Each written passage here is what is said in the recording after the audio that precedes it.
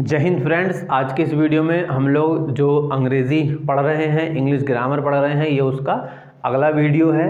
और पिछले वीडियो में मैंने आपको शुड के बारे में जानकारी दी थी कि किस तरह से हम शुड का यूज़ करते हैं। और इससे पहले भी बहुत सारे लेसन मैं डाल चुका हूँ आपके लिए। अगर आपने वो नहीं देखे हैं तो एक बार उनको देख लीजिए ताकि चीज़ें थोड़ी सी समझ में आने लगें आपको। तो चलिए आज के जो कहानी है या भैया आज का जो मामला है वो शुरू करते हैं। तो आज हम पढ़ने वाले हैं, कल जैसा ही है, आज हम पढ़ने वाले हैं यूज़ ऑफ शुड हैव। अब ये क्या है, इसका क्या अर्थ होता है, वो सब चीज़ें हम जानेंगे। तो शुड हैव, जैसा कि कल मैंने आपको क्या पढ़ाया था, शुड पढ़ाया था। तो पहचान सब कुछ वही रहेगी, यानी कि पहचान इसकी किस तरह से आएगी, सेंटेंस के लास्ट में चाहिए आ सकता है, या हम इसको ऐसा बोल सकते हैं कि सलाह लेने, ठीक है, सलाह लेना या फिर सलाह देना, इसके लिए हम इसका यूज़ कर सकते हैं, या फिर प्रार्थना के लिए यूज़ करेंगे। अब याद करिए, मैंने कल के वीडियो में आपको बताया था कि शुड का हम यूज़ कर रहे हैं इन चीज़ों के लिए। तो कल हम शुड का जो यूज़ कर रहे थे तो हम प्रेजेंट में यूज़ कर रहे थे। अब हम शुड हैव का यूज़ करेंगे, लेकिन पास्ट में जाके हम इसका यूज़ करेंगे। तो पास्ट के सेंटेंस में जब हम इस तरह की चीज़ें देखेंगे, सलाह लेना, सलाह देना या चाहिए के लिए, तो हम शुड हैव का यूज़ करेंगे। अब मैं आपको बता चुका हूँ कि हर एक हेल्पिंग वर्ब के लिए 4 उसके रूल बनते हैं, और वो 4 रूल बनाने का क्या फॉर्मूला है ये पिछली सारी वीडियोज़ में मैं लगभग हर वीडियो में कवर कर चुका हूँ। तो मैं डायरेक्ट आपको बताता हूँ। तो पहला रूल क्या बनेगा, देखिए पहला रूल क्या बनता है। सबसे पहले हमको चाहिए होता है सब्जेक्ट, उसके बाद चाहिए होती है हेल्पिंग वर्ब। तो हेल्पिंग वर्ब के रूप में हम क्या यूज़ कर रहे हैं, शुड, और साथ में यूज़ कर रहे हैं हैव का। अब देखिए, शुड के साथ तो वर्ब की फर्स्ट फॉर्म आती है, लेकिन हैव के साथ आती है वर्ब की थर्ड फॉर्म। तो यहाँ पर हम मेन वर्ब के लिए यूज़ करेंगे वर्ब की थर्ड फॉर्म का। तो जब सेकंड रूल बनाएंगे, तो फिर से जब सेकंड रूल बनाएंगे तो क्या करेंगे, मना करते हैं, नोट लगाते हैं। नोट किसके बाद लगता है, नोट लगता है आपका हेल्पिंग वर्ब के बाद। और हेल्पिंग वर्ब क्या है इसमें, शुड, तो हो जाएगा शुड नोट हैव, और फिर लगाएंगे वर्ब की थर्ड फॉर्म। इसके बाद जब तीसरा रूल बनाते हैं तो याद कीजिए फटाफट, शुड को हम कहाँ ले आएंगे, शुरू में, हेल्पिंग वर्ब को हम शुरू में ले आए। अब जो बचा उसको ऐसे ही लिख देंगे। क्या बचा, सब्जेक्ट बचा, तो हमने सब्जेक्ट लिख दिया। नोट बचा तो भैया नोट भी लिख दिया। अब नोट को कर देंगे अंडरलाइन, क्योंकि कभी कभी इसमें नोट आएगा और कभी कभी नोट नहीं आएगा। फिर उसके बाद क्या बचा आपका, हैव, और फिर आती है वर्ब की थर्ड फॉर्म। उसके बाद चौथे में हम क्या करते हैं, सवाल पूछते हैं। तो सवाल पूछने के लिए क्या चाहिए, क्वेश्चन वर्ड। तो सबसे पहले हम लगाते हैं भैया जी क्वेश्चन वर्ड। अब कितनी हेल्पिंग वर्ब होती हैं, कितने क्वेश्चन वर्ड्स होते हैं, किस तरह के सब्जेक्ट होते हैं, और वर्ब कितने प्रकार की होती हैं, वो सब चीज़ें मैं पहले कवर कर चुका हूँ। इसलिए अगर आप लेसन बाई देख रहे हैं, लेसन वाइज 1 फिर 2 फिर 3 फिर 4, इस तरह से अगर आप लेसन देख रहे हैं तो आपको चीज़ें समझने में आसानी होगी। और साथ में मैं तो कहता हूं कि आप नोट्स भी बनाते हुए चलें ताकि आपके लिए आसानी रहे। तो उसके बाद ये तीसरा रूल हम ऐसे का ऐसे ही लिख देंगे। तो क्वेश्चन वर्ड के बाद में आता है हेल्पिंग वर्ब यानी कि शुड, फिर उसके बाद सब्जेक्ट, और नोट की ज़रूरत है तो ठीक है, नहीं तो कोई बात नहीं। हम इसको अंडरलाइन इसलिए कर रहे हैं ताकि हमें ये बात याद रहे कि इनमें नोट आ भी सकता है और नोट नहीं भी आ सकता है। अब इस तरह की चीज़ों के लिए हम जो है शुड हैव का यूज़ करते हैं। तो किस में यूज़ कर रहे हैं हम, पास्ट में यूज़ कर रहे हैं। अगर आप कहें तो मैं यहाँ लिख देता हूँ कि ये भैया पास्ट के लिए हम जो है चीज़ों को यूज़ कर रहे हैं, किसका, शुड हैव का। पास्ट के लिए यूज़ ऑफ शुड हैव। पहचान क्या होगी, चाहिए था बोल सकते हैं कि भाई चलो पहचान क्या हो जाएगी इसकी, चाहिए था हो जाएगी, ताकि आपको थोड़ा सा याद रहे, है ना।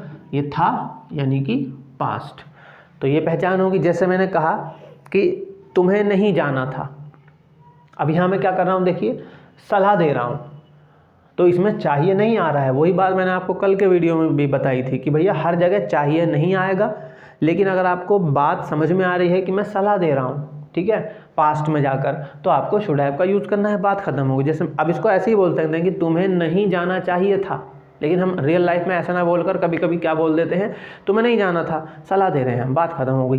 तो हमने लिखा, चलो पूरा ही लिख देते हैं हम कि तुम्हें नहीं जाना चाहिए था। अब मेरे लिखने से पहले ही समझ जाइए कि कौन सा रूल लगेगा। बात क्या कर रहे हैं, मना कर रहे हैं सीधे तौर पर। जब सीधे तौर पर बात मना की जा रही है तो कौन सा रूल लगेगा, सेकंड वाला रूल लगेगा। तो सब्जेक्ट आएगा, शुड नोट आएगा, हैव, और लगाएंगे वर्ब की थर्ड फॉर्म। तो अब सब्जेक्ट क्या है इसमें, तुम्हें यानी कि यू, और उसके बाद क्या आ जाएगा, शुड नोट। तो ये हो गया आपका शुड नोट। फिर उसके बाद हैव तो आएगा ही आएगा, और उसके बाद जाने की थर्ड फॉर्म, तो जाने की थर्ड फॉर्म गो की थर्ड फॉर्म होती है गोन, तुम्हें नहीं जाना चाहिए था। लीजिए बन गया। या मैं कह रहा हूँ कि मुझे उससे बात करनी चाहिए थी, मुझे उससे बात करनी चाहिए थी। आप किसी के बारे में बोलने की कोशिश कर रहे हैं कि भैया मुझे उससे बात करनी चाहिए थी, मुझे उससे बात करनी चाहिए थी। यहाँ पर आप क्या कर रहे हैं, बात को कह रहे हैं। तो जब बात को कह रहे हैं तो कौन सा रूल लग गया, सीधे तौर पर पहला वाला रूल, सब्जेक्ट, उसके बाद हेल्पिंग वर्ब शुड हैव आ जाएगा थर्ड फॉर्म, और उसके बाद जो आ जाएगा वो आ जाएगा। तो सबसे पहले क्या लिखा, आई सब्जेक्ट हो गया, और उसके बाद आपने लिखा कि भैया शुड हैव। अगर आपने पिछली वीडियोस देखी होंगी तो समझ में आ रहा होगा, अगर पहली बार देख रहे हैं तो शायद मुश्किल हो, लेकिन अगर थोड़ी सी आपको जानकारी है इंग्लिश ग्रामर की तो आपको बात समझ में आ सकती है। तो शुड हैव, तो आई शुड हैव। अब बात करने की क्या होती है सर, टॉक, टॉक की थर्ड फॉर्म होती है टॉक्ड, टॉक्ड। अब किससे बात करनी चाहिए थी, देखिए मैं कह रहा हूँ कि मुझे उससे बात करनी चाहिए थी। अब मेरी इमेजिनेशन में अगर वो मेल है तो वो ही हो गया, तो ही की जगह लगेगा उसका ऑब्जेक्ट, ये मैं बता चुका हूँ। सेंटेंस के लास्ट में जब भी कोई सब्जेक्ट आता है तो उसकी जगह उसका हम ऑब्जेक्ट यूज़ करते हैं। तो अगर वो मेल है तो उसको ही मानेंगे, तो ही का ऑब्जेक्ट होगा हिम। और अगर हमारी इमेजिनेशन में वो शी है यानी कि फीमेल है तो शी का ऑब्जेक्ट होगा हर। तो मैं दोनों लिख दे रहा हूँ, आप जो चाहें वो यूज़ कर लेना, या तो आप हिम लिख सकते हैं या फिर आप हर लिख सकते हैं। अगर मेल है तो हिम और फीमेल है तो हर। ये हो गया। अब कौन सा रूल बचा, इसके लिए हम कुछ सेंटेंस बना लेते हैं। इसमें हम क्या करते हैं, क्या से हम सवाल पूछते हैं, यही कह लीजिए कि हम कन्फर्मेशन लेते हैं। जैसे मैंने कहा डॉक्टर से मैं कह रहा हूँ कि मैं अब जाऊँ, मैं डॉक्टर के पास बैठा हूँ, डॉक्टर ने मुझे देख लिया है, मैं पूछ रहा हूँ डॉक्टर से, मैं यहाँ क्या कर रहा हूँ, सलाह ले रहा हूँ कि क्या मैं अब जाऊँ, है ना, क्या मैं अब जाऊँ। सॉरी, हम बात कर रहे हैं पास्ट में, तो था की बात कर रहे हैं, तो ठीक है। था के लिए हम क्या पूछेंगे, था के लिए हमने पूछा कि क्या तुम्हारे भाई को ऐसा करना चाहिए था। ये हम सामने वाले से पूछ रहे हैं कि क्या तुम्हारे भाई को ऐसा करना चाहिए था। ये सेंटेंस है। सेंटेंस बड़ा अच्छा है कि भाई क्या तुम्हारे भाई को ऐसा करना चाहिए था, क्या तुम्हारे भाई को ऐसा करना चाहिए था। तो क्या होगा, अब देखिए इसमें नोट तो है नहीं तो हम नोट का यूज़ नहीं करेंगे। तो सबसे पहले आएगा शुड, फिर उसके बाद तुम्हारा भाई सब्जेक्ट हुआ, योर ब्रदर, हैव आ जाएगा, नोट तो है नहीं, और उसके बाद करने की थर्ड फॉर्म आ जाएगी, बात खत्म, बन गया सेंटेंस। लिखने से पहले ही समझ जाओ क्या बनेगा, तभी सीखोगे। तो भैया शुड योर ब्रदर, क्या तुम्हारे भाई को, अब हैव, ठीक है, करने की थर्ड फॉर्म आ गई आपकी डन, सो माने होता है ऐसा।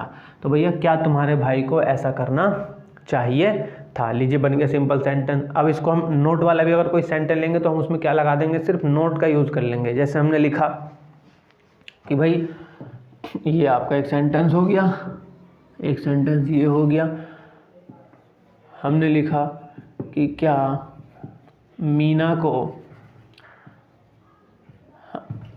ये क्या लिखा जा रहा है, क्या मीना को गाना नहीं गाना चाहिए था। क्या मीना को गाना नहीं गाना चाहिए। तो सबसे पहले क्या आ जाएगा आपका शुड, फिर उसके बाद सब्जेक्ट के रूप में क्या आ गया आपका मीना, ठीक है, और उसके बाद आ गया आपका हैव, नोट है, सॉरी सब्जेक्ट के बाद क्या आएगा, पहले नोट आएगा, उसके बाद आएगा आपका हैव, और गाने की क्या होती है थर्ड फॉर्म, सिंग की थर्ड फॉर्म संग, तो संगे सॉन्ग, क्या मीना को गाना नहीं गाना चाहिए था। ये हो गया आपका, इसी का यही वाला है मगर इसमें हमने नोट का यूज़ कर लिया। अब हम सवाल के लिख लेते हैं कोई सेंटेंस। जैसे हमने लिखा कि हम कह रहे हैं कि तुम्हारे पिताजी को कैसे रहना था या कैसे रहना चाहिए था। मान लीजिए कोई घटना घट गई है, हम तो पूछना कहेंगे तुम्हारे पिताजी को कैसे रहना चाहिए था। तुम्हारे पिताजी को कैसे रहना चाहिए था। अब कैसे की सबसे पहले क्या आएगा, क्वेश्चन वर्ड। कैसे का क्वेश्चन वर्ड क्या होता है आपको पता होना चाहिए, हाउ। तो फिर उसके बाद हेल्पिंग वर्ब क्या आ गई आपकी, शुड। सब्जेक्ट क्या होगा, तुम्हारे पिताजी, तो भैया योर फादर, ठीक है। उसके बाद आ गया आपका हैव, अब हैव आ गया क्योंकि नोट तो इसमें है नहीं, तो हैव। अब रहने की, तो भैया स्टे की थर्ड फॉर्म हो जाएगी स्टेड, ये हो गया। तो भैया how should your father have stayed, तुम्हारे पिताजी को कैसे रहना चाहिए था, ये हम पूछ रहे हैं। हमने अगला सेंटेंस लिखा, जैसे मान लो कि उसे कहाँ नहीं जाना चाहिए था, उसे कहाँ नहीं जाना चाहिए था। सवाल ही पूछ रहे हैं लेकिन हम निगेटिव सवाल पूछ रहे हैं, इसी का हम नोट वाला सवाल पूछ रहे हैं कि उसे कहाँ नहीं जाना। अब उसे देखिए, सबसे पहले तो कहाँ की आ गई क्वेश्चन वर्ड के रूप में, तो क्या हो गया वेयर। उसके बाद हेल्पिंग वर्ब के रूप में आ गया आपका शुड। सब्जेक्ट क्या है, अब देखिए उसे। अब हमारी इमेजिनेशन में अगर वो मेल है तो हम उसको ही मानेंगे, अगर हमारी इमेजिनेशन में वो फीमेल है तो हम उसको शी मानेंगे। तो जो आप मानेंगे मैं दोनों लिख दे रहा हूँ, तो या तो ही आप यूज़ कर लेंगे या फिर आप यूज़ करेंगे शी का। तो वेयर, शुड, ही या शी, और उसके बाद नोट है, सब्जेक्ट हो गया तो भैया नोट। फिर उसके बाद हैव, और जाने की थर्ड फॉर्म हो जाएगी आपकी गॉन। ये हो गया सेंटेंस। लीजिए इसको यहाँ बीच में लाइन खींच देता हूँ, ये बन गया।